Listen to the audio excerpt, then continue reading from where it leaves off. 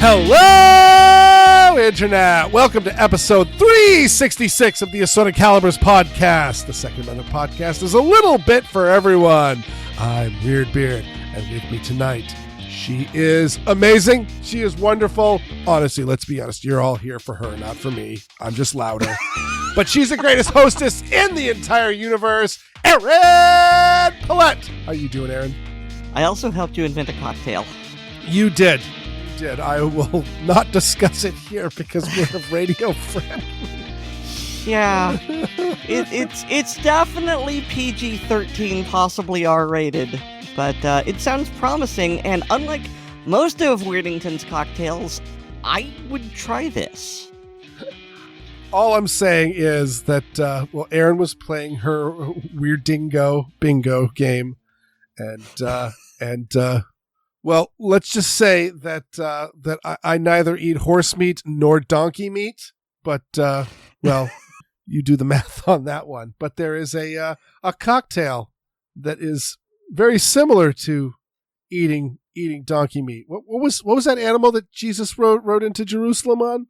I believe it was an ass. Yes, it was. Well, there's a cocktail, and I will just say that the cocktail recipe is 1/3 ounce Arak. That's A-R-A-K, not the Middle Eastern country.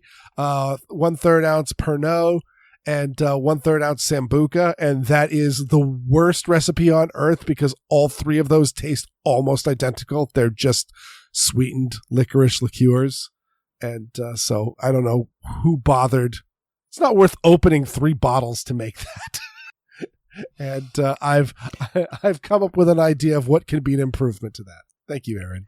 You're welcome. We have silly times. Yes, we do. So how are you doing, Erin?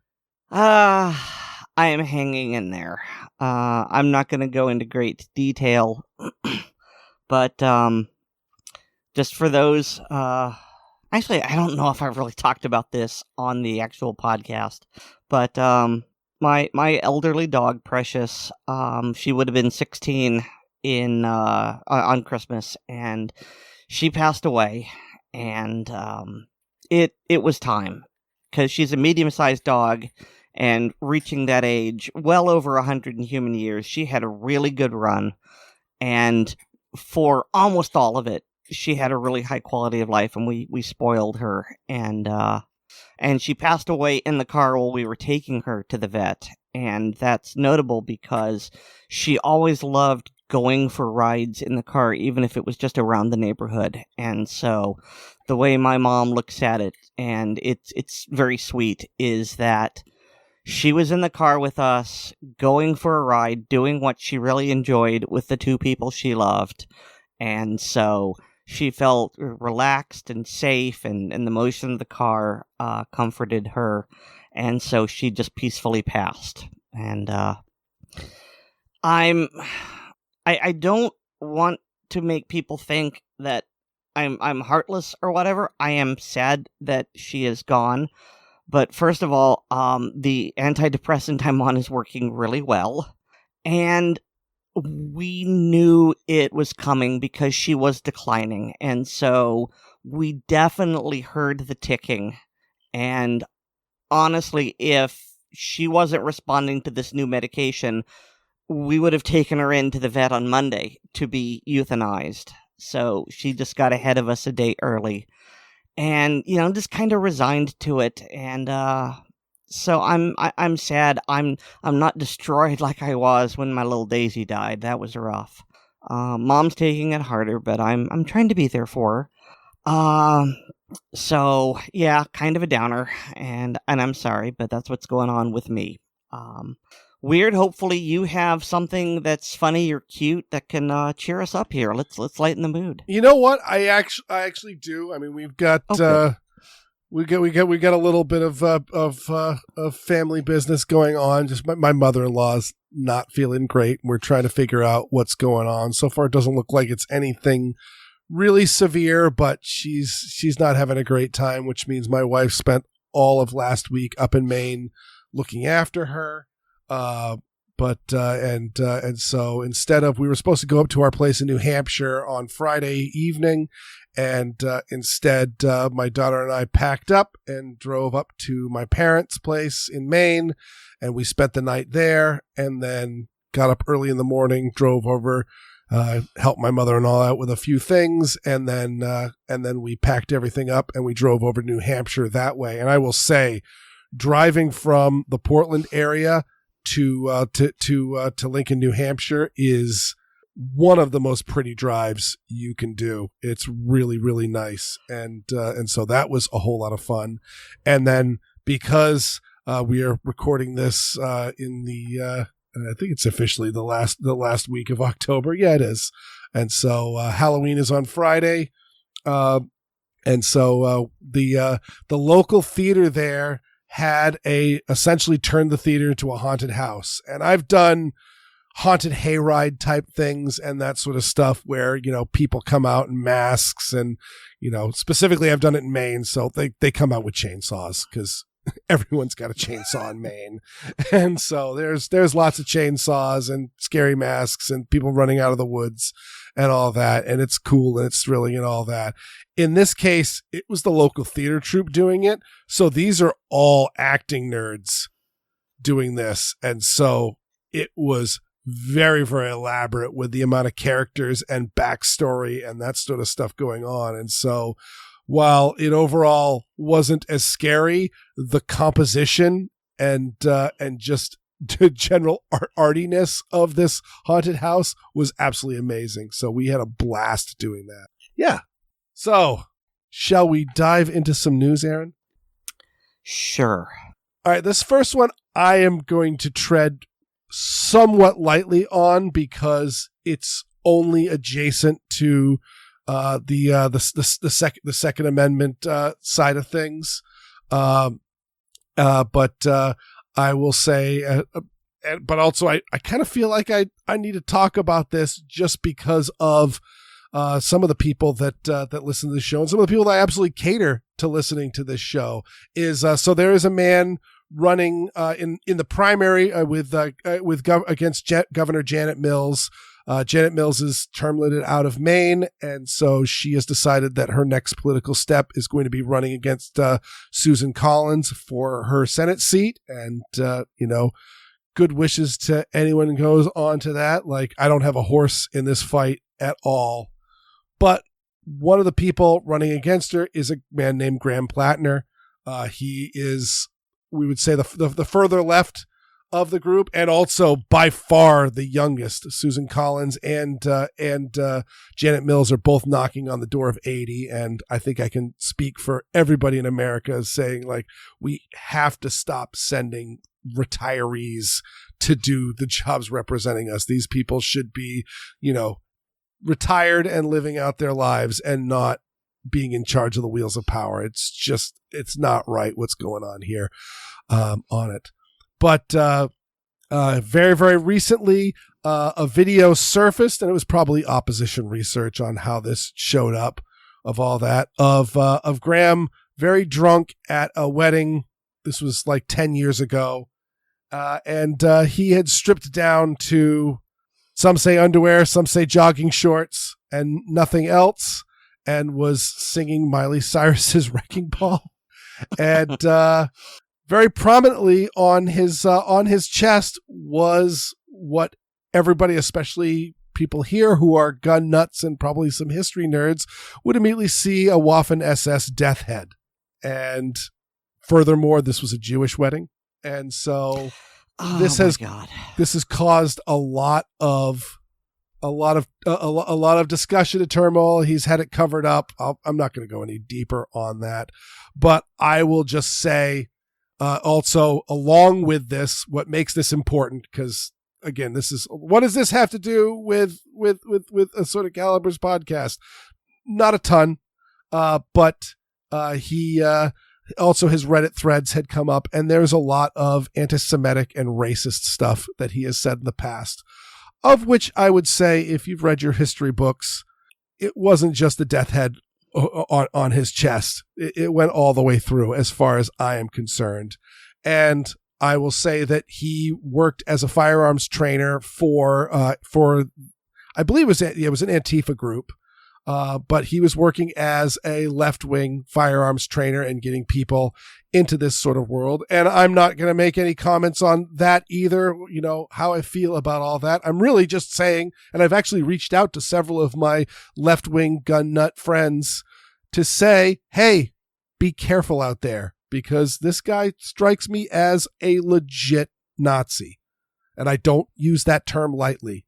And I'm, I was very pleased that there was only in the town of Cape Elizabeth, as we were driving across Maine, did I see any signs for this guy. So hopefully there's very, very limited appeal for this guy and people are starting to realize what's going on. But I say, be careful out there.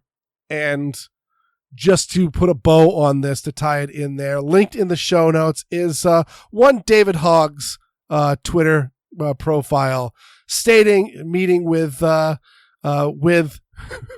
Graham Platner, saying, got the best oysters I've ever had from. He runs an oyster aquaculture business. He's the real deal and would make an incredible senator.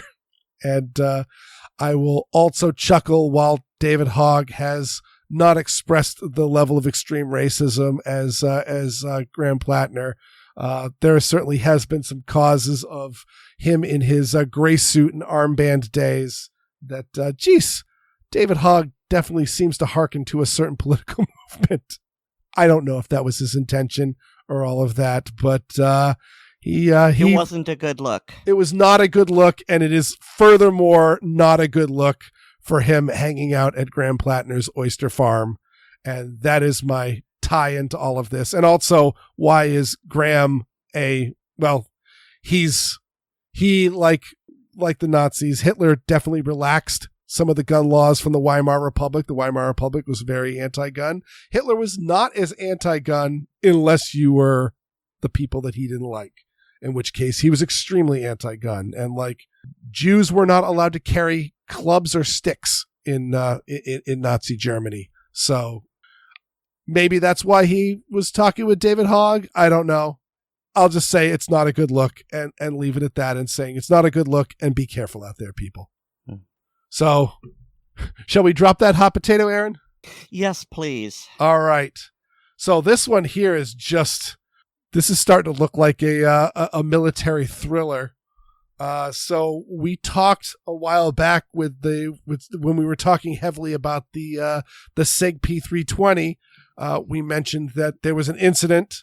It was originally reported that an airman in Wyoming had taken the holster of his gun off his belt, set it down on the desk, and when he set it down, the gun discharged, hitting him in the chest and killing him. Mm-hmm. And then shortly thereafter, an airman who was present at the time of the shooting, was the one who recounted that he had just simply set the holstered pistol down on the desk before it discharged. He was arrested, and I can't remember if he was charged murder, wrongful death, but essentially as I recall, he was charged with manslaughter and with filing a false report. And so from there, I conjectured that he was the one that was doinking around with the pistol, and I don't know what was involved. We'll give the benefit of the doubt and say it was a negligent discharge. Killed his buddy, panicked, decided to blame it on the gun, which had already been receiving bad press for uncommanded discharges, put it in the holster, and then lied about it. And that would be the filing of the false report. Mm-hmm. And so now he's dead. Yes, yeah, he was found dead. They're not giving any further information in any of the reports that I have read. We'll just see. I will be shocked if it's not suicide. That's exactly where I was going to go, because it's the verbiage of what they said, and then there's very carefully what they didn't say, because there was... Usually in a report like this, they will say something like foul play is suspected, or officials believe it was an accident, or whatever. All they are saying is found dead. Not suspected murdered or whatever. They are very carefully not saying anything which leads me to believe that it is a suicide, and that would actually track, because this is a guy who...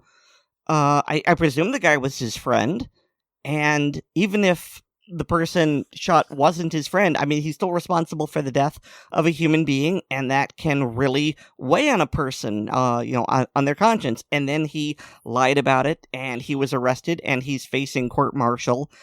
And I would say that it is very likely that he decided that he would rather go out on his own terms than deal with the trial, the humiliation, and the incarceration. Mm-hmm. No, I sadly agree with that. And just because it's been in all the headlines, and it's salacious, and also I don't think there's anything to it. They note that this is the fourth person to die in recent years. What are they saying? They die since July. So really a tight timeline here. That is a lot of people when generally this doesn't happen, but they seem to be entirely unrelated. Is this person died probably of suicide, but we don't know at right now, and all that. They're certainly not saying, and they're not looking for anybody else. And then on August 16th, an airman was shot and killed, and this appears to be that another person, this is off-base housing, had an AK style rifle and had a negligent discharge. It went through the wall and hit him, so it wasn't even aiming at the person. It was just real dumb luck. And then on September 30th, there was a murder-suicide incident. So, yeah, these are the sort of things that happen, just not at this frequency and this close together. And, of course, also being there's the airman that was killed possibly by this other airman accidentally. But, again, we'll probably never know, because now there's no need to have a trial. So, yeah, that's just... It just sounds like a military thriller. Mm-hmm. What doesn't sound like a military thriller? Oh, well, that's certainly one of the segues of all time. Is we've got some more articles on Everytown's training programming. This first one is by the NRA executive director. We were talking about this just before the show, because I was kind of looking to see if there was any real gut punches, but I didn't see any. But you had a comment, Aaron. I did. You said there was something at the beginning that you really liked. Oh, and right. You didn't share it with me, so I don't know. You just let me know and said I'll save it for the show. Thank you for reminding me. I had completely drawn a blank. Okay. So I kind of spaced out, I admit. Okay, so just to recap, there is an article on the NRA website for their web version of America's First Freedom, and they're talking about, the Everytown training that we've talked about a couple of times. And the thing that really stands out to me, in the very first paragraph, it's the last sentence, but it's in the very first paragraph, and it states, firearm prohibitionists have not ceded the field, and blah, blah, blah.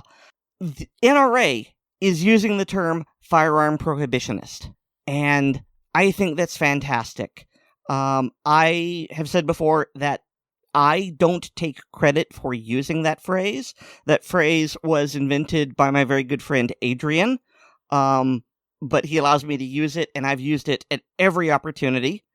because, as he explains it, and as I agree, if you just say gun control, some people can take that as a good thing, but you tie it to the antiquated and failed concept of prohibition, and there's so much history and symbolism behind it that there is that automatic ew phrase or reaction to it.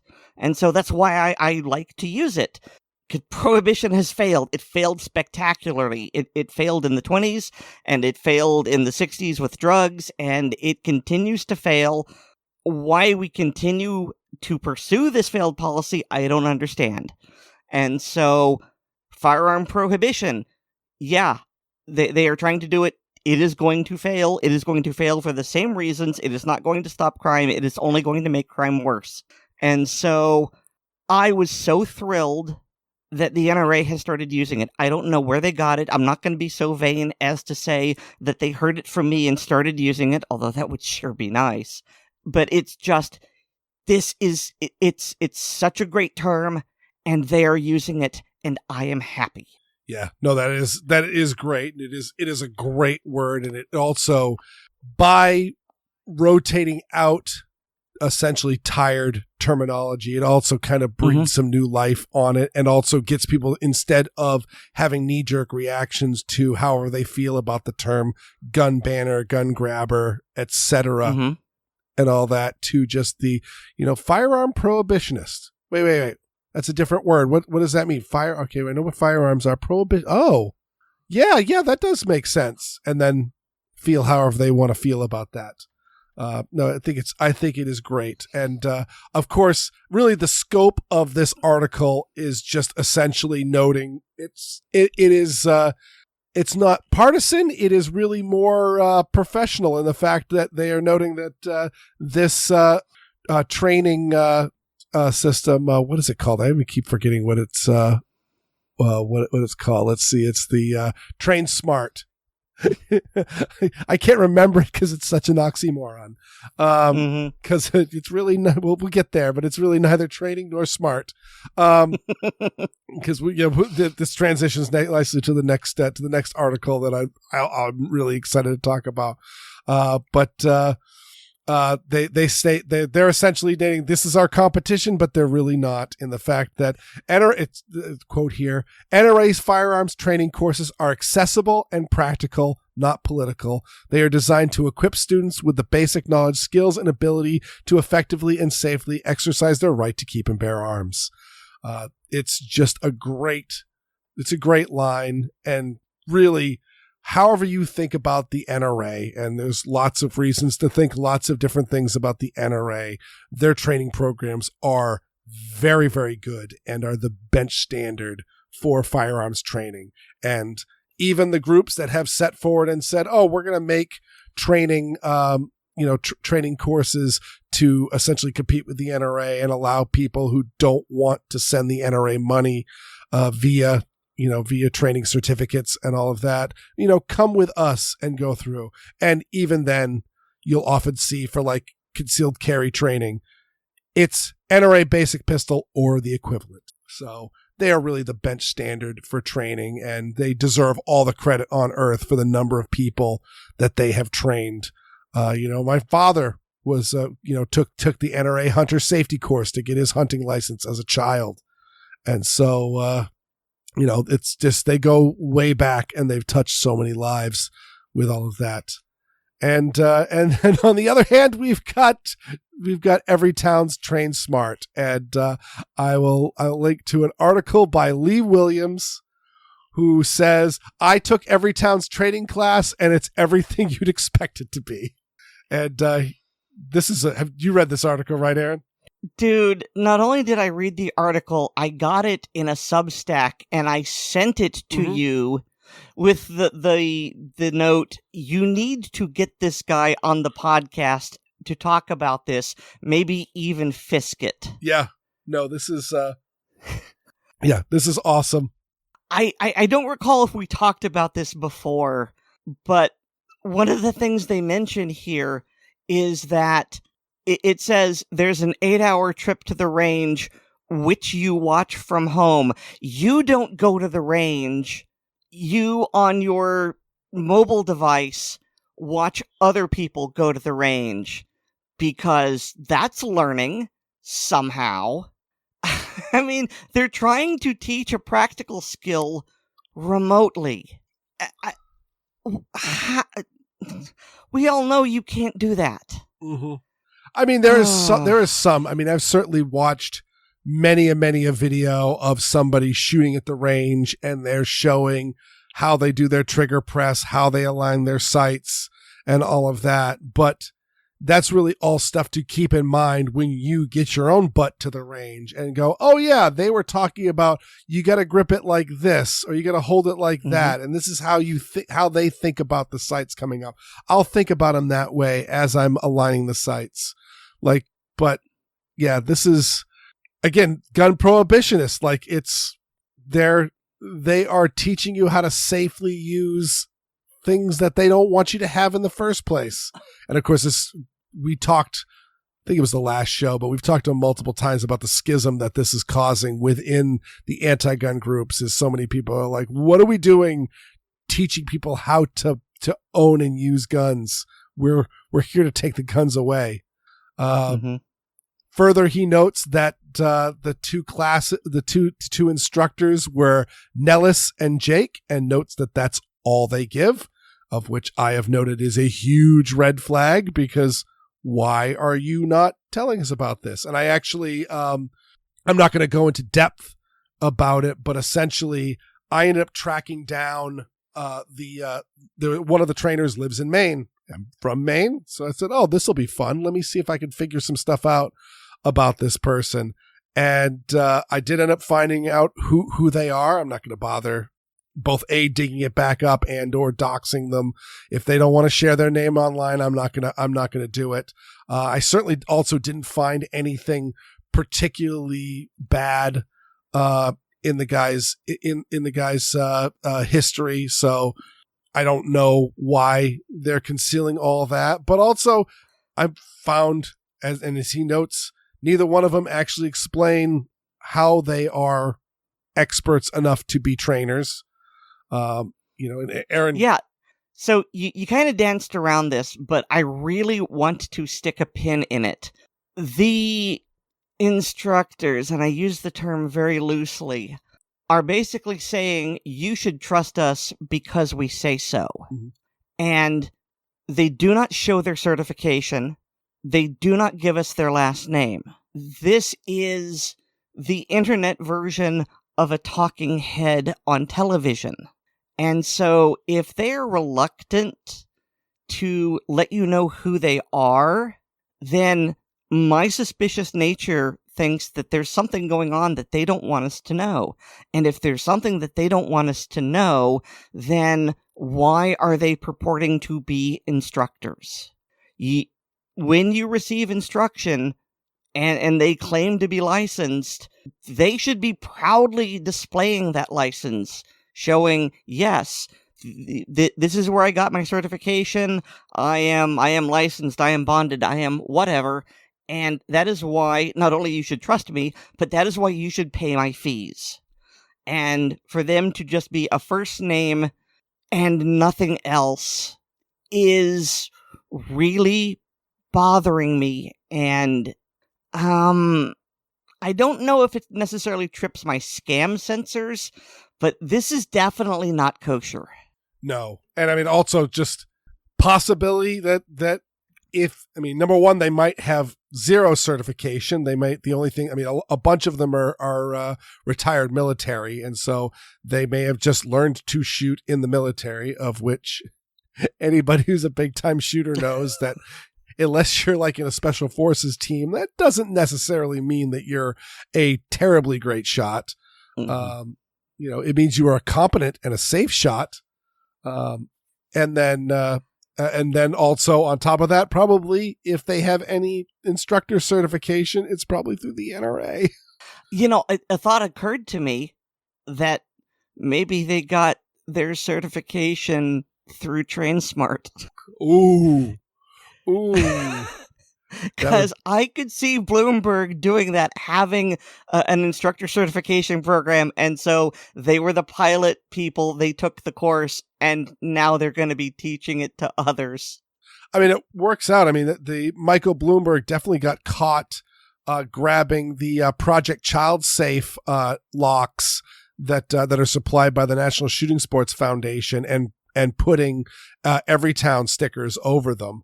So that would very much be the, all right, we're going to let the pro gun people do all the hard work, and then we're going to swoop in and take credit for it. And then, yeah.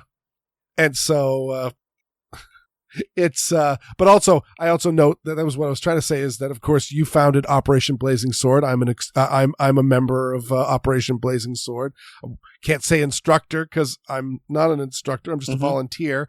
And I note that when people tell me, just so you know, I'm not, especially here in Massachusetts. So because I'm getting contacted by people from Massachusetts, I'm letting them know I'm not, you're not going to be able to, apply for your gun permit after you've hung out with me for a couple hours at the range. I don't have that certification. That's not the job that I'm doing. That's not a capacity I can do. I would totally be an NRA instructor, but there's nowhere for me to do it because my club does their own instructions, and so they frown upon people running a training class on their range. And so it's just and so instead we're just there to introduce people, and I make sure to point out I'm not an instructor because I don't have any certifications or anything to do with all of that.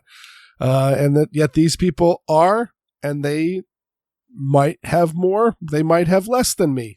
And of course he notes they do a bunch of stuff like, noting that guns cause violence, and, guns cause, domestic violence to become deadly, and all sorts of other, firearms being the leading cause of death in children, which is just, there's no evidence to say that at all. The only group where it's like the second cause of death, most prevalent cause of death, half that group is not children. It's the what is it, 16 to 20 age bracket. So yeah. And at the end they say, what's the best solution to a firearm? For self-protection, adopt a dog, which, as someone who absolutely loves dogs, but I am allergic to them, that's some really great advice.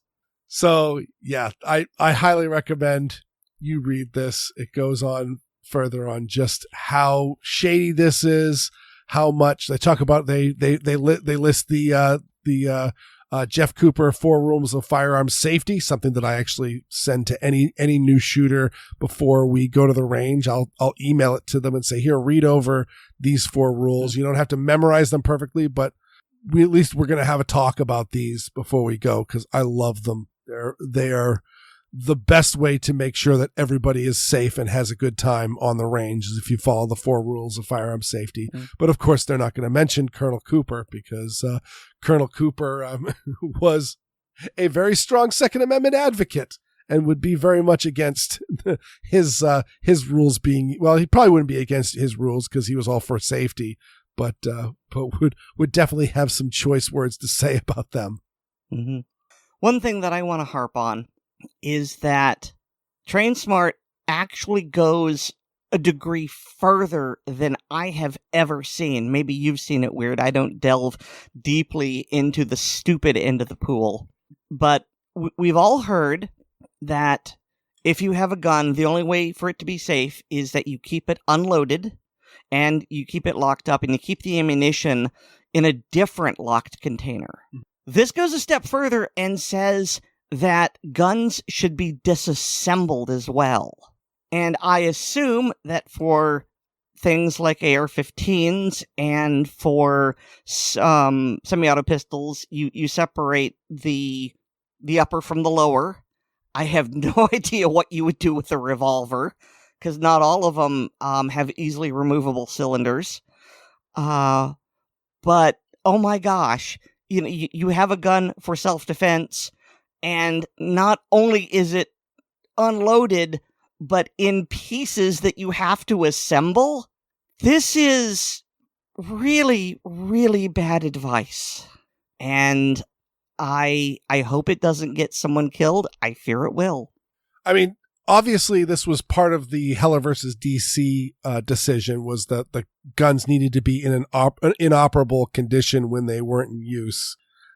So that was this is nothing new. But that being said, every time I have ever heard of this sort of thing about guns being disassembled when they're being stored, you never hear any sort of practical statement on what it means. What do you do for an AR-15? What do you do for a pistol? I always made a joke. I've got a CZ52, just an old, essentially it's the Czech version of the Tokarev pistol. But the fun thing about this gun is it comes apart remarkably easy. It's just got two little takedown tabs, and when you take it down, pull them down, you just kind of jiggle the slide a little bit, and the whole slide comes off the gun.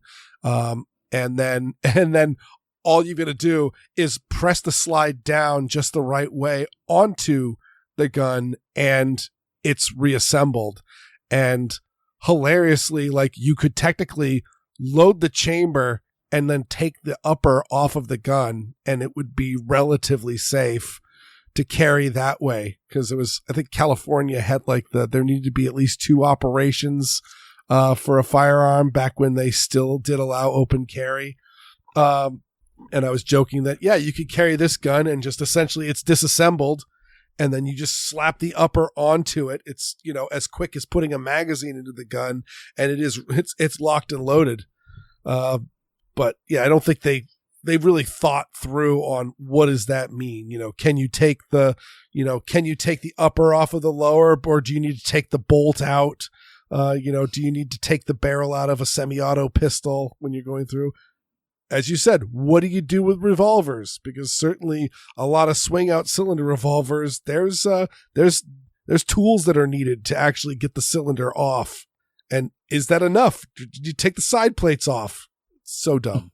I mean, really, what did you expect from Everytown? Yeah. And Bloomberg? And I mean, obviously, gun prohibitionists aren't going to do a whole lot of thinking, because if you really think about it, they'll realize they're wrong. Because so much of this stuff is wrong. They're telling us guns are the leading cause of death of kids. Except it's not. Look, show me the data. I've looked for it. I can't find it. It's CDC data. It's not like there's secret data. Mm-hmm. So go check that out. And I will absolutely be reaching out to Lee Williams and see if I can get him on the show, because that does seem like that would be a fun interview. So on to the segments, and we were talking about revolvers and disassembling revolvers, and, well, the cylinder gap, that is.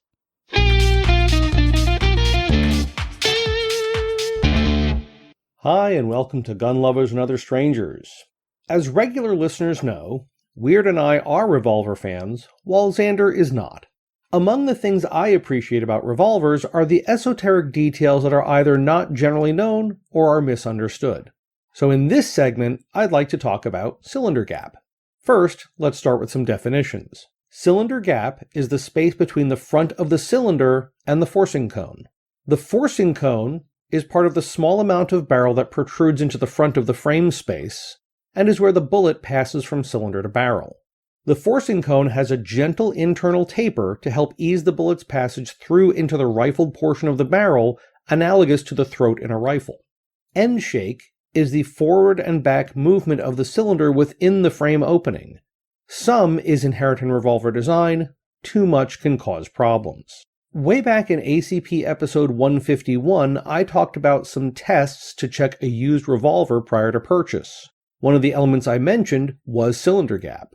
To quote from that segment, "In this test, we're checking the clearance between the front of the cylinder and the forcing cone. Too small a gap and the gun will tie up after only a few shots due to fouling. Too large and an excessive amount of gas pressure is being lost. Put the gun in full lockup again, and using feeler gauges or a dollar bill, see what fits and what doesn't. A dollar bill is nominally 0.04 of an inch thick. Optimal cylinder gap is from 0.04 to 0.09 inches. Repeat this test for each chamber. Since the forcing cone may not be completely flat, we can check both sides of each chamber to see if the values differ significantly.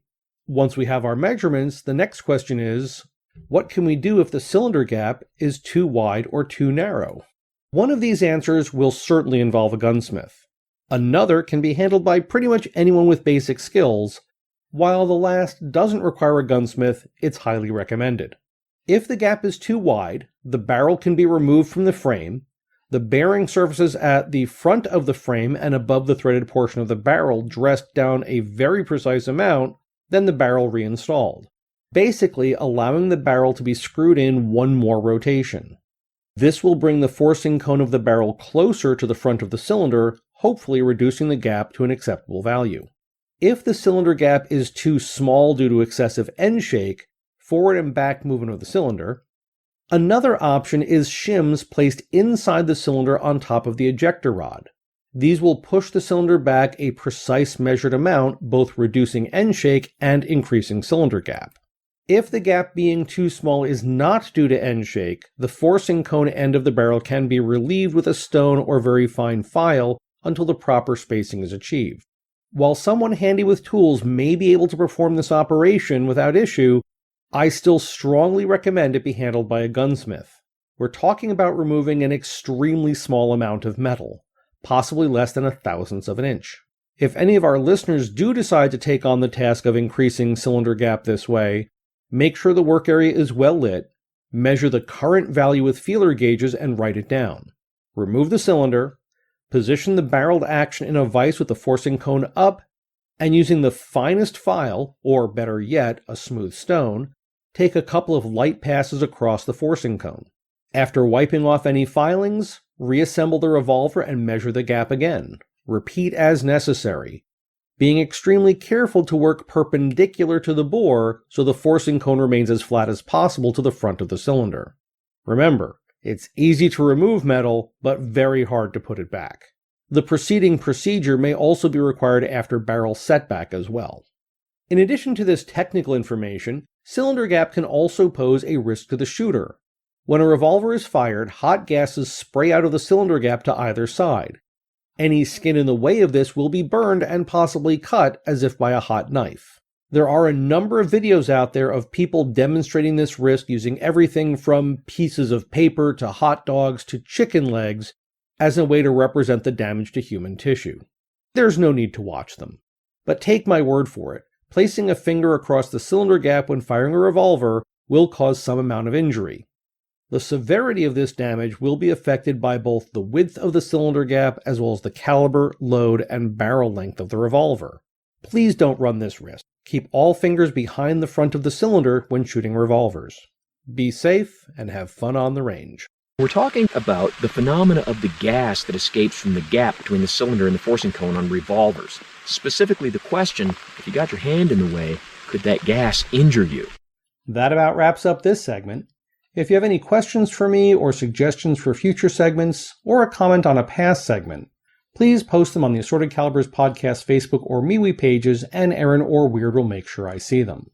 I'm also a contributor on the Blue Collar Prepping blog, which can be found at bluecollarprepping.blogspot.com. Finally, I'm a published author, and books with my stories can be found on Amazon under the names Brena Bock and David Bock. That's all for now. Thanks for listening. I'm David, and this is Gun Lovers and Other Strangers.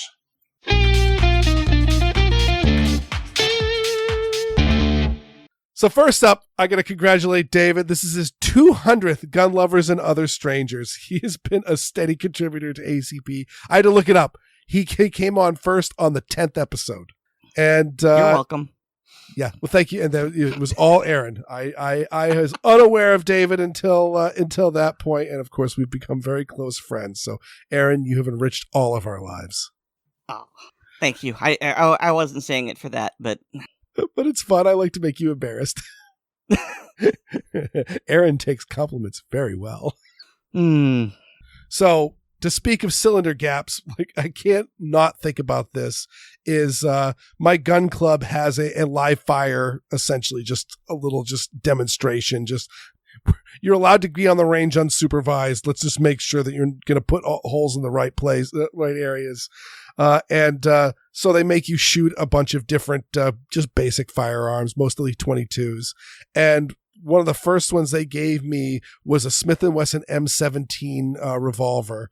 And I, at that point in time, had just started trying to shoot with my finger on the front of the trigger guard that you often would see in like the 80s. Though I will also note that Lena Michalik shoots with this exact grip and she has a great time at it. So I don't like it, but I was experimenting with it. And to do it on a revolver, it's a really bad idea. And thankfully, it was the Smith & Wesson Model 17 is just a 22. So I did get burned, but it was just a superficial burn. It was just really uncomfortable. The first time I heard about not just the cylinder gap, but the injury that could occur from it was something like 25, 26 years ago.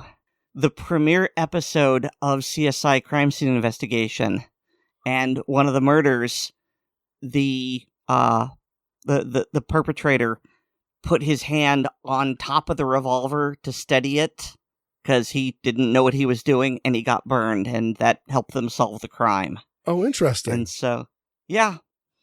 So that was my first exposure to cylinder gap.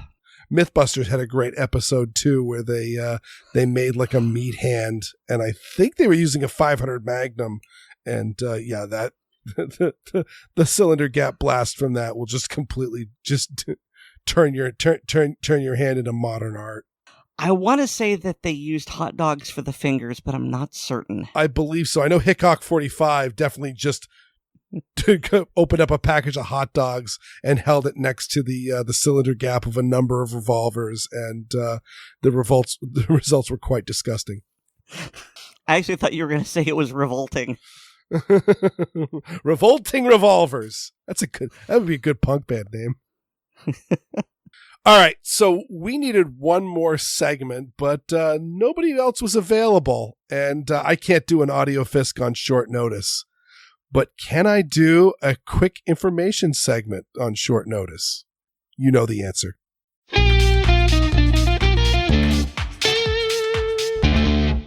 Hi, this is not a Weird Audio Fisc. We needed another segment today, and I wanted to do this as a joint segment with Oddball. But number one, he wasn't interested in it because evidently his frost giant skin is pachyderm thick and can only be pierced by enchanted weapons. And number two, he slammed at work. So I decided to see how quickly I could record and produce a segment that wasn't a massively overproduced fiasco like the Weird Audio Fiscs. So as a knife nerd, though not nearly as much as Oddball, and a home chef, it means I cut myself quite a bit. Not all the time, but probably about 4 times a year I get a nasty cut that needs intervention. Also, all of what I'm going to talk about will cover all the random boo-boos you will get just going through life. So I'll start with most severe to least. Most severe. If you can't easily get the edges of a cut closed, if the cut is full thickness, as in you can see stuff in the cut that isn't skin, like subcutaneous fat, bone, or tendons, or if a cut severs or nearly severs part of you, or if there's a rapid bleed that is not easily controlled, go to the hospital or an emergency clinic. This is beyond what I think you can handle. Many have heard the story of my cursed knife that slipped out of my hand and lacerated my abdomen. That was a full thickness cut, and there was a lot of blood. So I went to the clinic and got it sewn up. Also, all these cuts can be better handled by a medical professional. So never hesitate to go seek professional help if you're concerned. This segment only exists because ER visits take time and money. One way you can tell if the bleeding is just bad is if you can compress the artery nearest to the cut and stop the bleeding. Then give it a good 2 minutes of pressure and see if the bleeding is stopped to a moderate amount once pressure is removed. Finger wounds bleed a lot, but it can be easily controlled if the wound is superficial enough. Scalp wounds will also bleed a lot, and you can control them by direct pressure with gauze or a clean cloth. Once the bleeding is under control, then you need to close the wound. I'm a veterinary surgeon, so I do know how to suture a wound closed. But if you need a suture kit, you also need a good looking over from a medic. So get thee to an emergency room or clinic. But also as a veterinary surgeon, I've used 3M's Vetbond, which is the veterinary version of 3M's Dermabond. It's essentially a non-toxic superglue to close a wound, and it works great. I linked the veterinary version because it's cheaper and easier to get. And if I was using it on clean room mice without issue, it's totally fine for closing up a nasty wound at home. It's totally fine for you to close up a nasty wound at home. Just be warned, these vials are one-time use. As soon as you open them, that compound starts to harden, and it'll turn into a solid block in the tube if you have any unused portion. Another mainstay for nasty but manageable wounds are Steri strips, aka paper stitches or butterfly stitches. These are effectively adhesive bandages that are thin and narrow and can apply tension across the wound to keep it closed and allow it to heal. When using these, use more than you think you need, and try to make the edges of the wound line up as perfectly as possible. For all of these, an adhesive bandage or gauze with medical tape can be applied to protect and further keep the wound closed. Okay, now we're down to boo-boo level. At this point, simple adhesive bandages can be tension to close a wound. Just adhere one side of the bandage to one side of the wound and then pull it shut before adhering the other side. Don't tighten the bandage so tight that it causes discoloration of the area or if you feel pulsing or throbbing. But strong tension below those levels is really good. A little nick that is problematically bleeding, I get hangnails, and these can be real bother as I don't want to bleed on everything I touch. Bleeding can be controlled or stopped with a Styptic pencil or isopropyl alcohol. These chemicals cause the tissue to shrivel and pinch small capillaries closed, sometimes enough that no further attention is needed. Bonus points is that isopropyl will disinfect the area, and it's also an amazing household cleaner just to keep handy. If the bleeding is stopped but you need the protection of a bandage, but you don't want the bulk, finger wounds are number one for this, New Skin liquid bandage is great. Once the bleeding is well controlled, just paint the wound with the liquid and let it cure. I generally do at least 2 coats. Just beware, this stuff does such a good job, you'll often forget that you were hurt and then end up doing something rigorous with that hand and reopening the wound. After the drama is over, always monitor the wound. Change the bandages at least every 24 hours or when they get soiled. With the bandage off, look at the wound. Bright red color or swelling, tenderness in the area around the wound, discharge from the wound, or a wound that feels hot to the touch are often signs of infection and that you need to go to the clinic or ER or make an appointment with your doctor. Same with if you get a fever or generally feel sick after a bad injury. Just go get that checked out. But overall, you can do a lot of work for yourself. And as Aaron said, make sure your bleeding control items are at the front of your medical kit because you don't want to go digging for bleeding control items while you are actively bleeding. I hope that was educational and at least as entertaining as an audio fisk.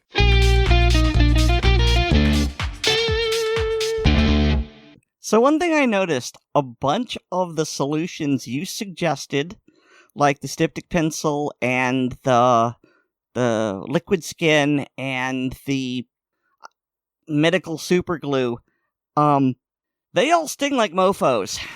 They are not pleasant, and that might be an issue for some people, like me.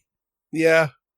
I mean, definitely the liquid bandage definitely is probably the most miserable of all of them. On the first coat, the second coat, everything's all sealed up and you're fine and good. But yeah, no, you're right. The first time I did that, it was one of those. Oh yeah, it was even worse than cleaning a wound with isopropyl alcohol. So yeah, there is that. I will note that the Steri strips are very much the opposite. There is the only pain is if there's just tenderness around the cut. So you can probably get around with most of it. And then also just that trick where you essentially use a standard adhesive bandage as a Steri strip where you anchor one corner of the wound and then pull it tight over it. You can really do some good work with doing that instead of just laying it on top of the cut and then sticking it down. So, at the risk of triggering your ADHD, what is the functional difference, not the chemical difference, between isopropyl alcohol and, I guess, ethyl alcohol or rubbing alcohol or just the other kind? So no difference. Like, yeah, if you were to just use ethyl alcohol to treat a wound, it would probably work exactly the same as isopropyl. Just the big difference is just the cost. It's the legality, because ethyl alcohol is drinking alcohol. There's a whole lot of tax issues. There's a whole lot of licensures. I'm sorry. I didn't mean drinking alcohol. I guess I used the wrong word. It's just there are two types of medical alcohol, for lack of a better word, and one of them is isopropyl, and the other one isn't. Like rubbing alcohol. Rubbing alcohol is generally isopropyl. There might also be propyl alcohol. I've never actually seen that being sold, and I don't really know why. But it's propyl alcohol and isopropyl alcohol is just a slightly different chemical structure. Okay. But as a general rule, if you see rubbing alcohol, and in your drugstore, it's going to be some form of propanol. Which leads me back to my question. They have to be different in some way other than chemical for them to be sold separately, and I don't get the difference. You might be different. Getting instead of a different chemical, it might be different concentrations, because there are some that are either 80 or 90%, and there's some that I think might be closer to 60%. Okay. So I just buy the higher proof stuff. I don't know if it makes a difference.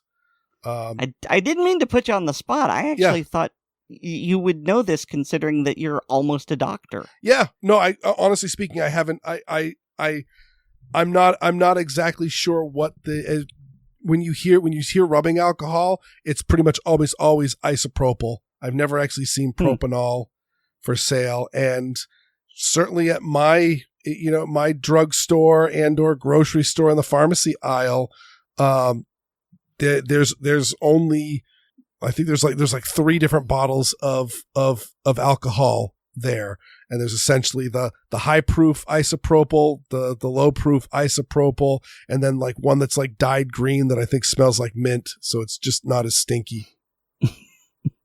Oh, and I realize now there was one point that I wanted to talk about, which is the old adage that a dull knife is a dangerous knife in the kitchen, or really in general. And that is 100% true, in the fact that it's much harder to cut with a dull knife, and therefore it makes it much less predictable, and also might mean that you're going to do some things that are a little less safe just to make it do what you're trying to make it to do. So it's almost always better to have a sharper knife. The only time when actually a duller knife might be useful is like a paring knife, if you're doing like the old Italian grandmothers and all that, where you put the food in your hand and you're just kind of you're cutting towards yourself and cutting through the food. I don't know if that's, I almost always see it with Italian grandmothers. But I've seen other people do it, and I occasionally do it just because I don't want to get a cutting board dirty. But you definitely don't want a razor sharp paring knife with that, because the other side is super sharp knives can be more dangerous, because a dull knife just might barely glance your skin and it won't hurt you. But a really, really sharp knife was going to cut into you no matter what happens. So yeah, they are. There's no replacement for good blade safety. Just don't cut towards yourself. Don't.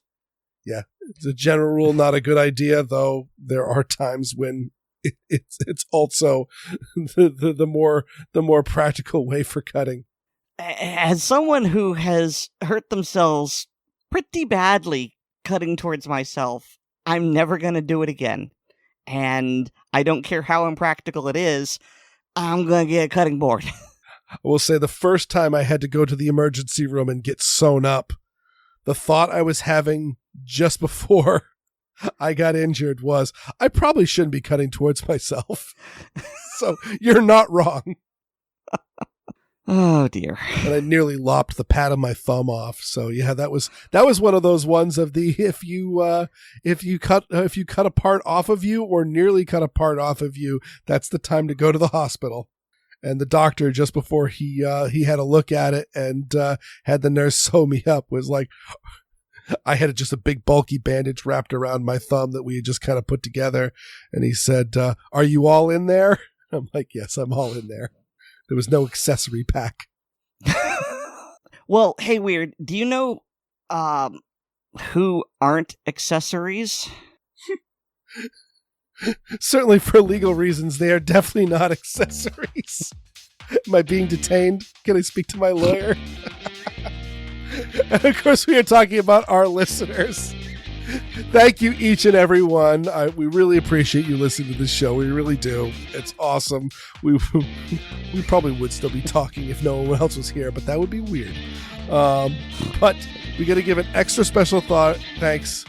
We need to give an extra special thanks to all our supporters on Patreon. Go ahead to become a Patreon patron. Go to patreon.com/Assorted Calibers podcast and sign up. It's not a tip jar. We're not begging. This is a store. We've got early releases of podcasts. We've got the hilarious blooper reels. We've got the ACB film tracks, and we've got the ACB mag dump. Also, please remember to rate us on Apple Podcasts and Pocket Casts, because we like good reviews and make number go up. Mm-hmm. Subscribe to us on the platform of your choice, and share the show with your friends, both online and off, because we're good and everyone needs to enjoy our brilliance. That's right. That's right. Puff, puff, pass. Pass the show on. And you can get more from me at my blog, which is weerdworld.com. That's weerdworld.com. And you can hear me weekly on Handgun Radio on the Firearms Radio Network.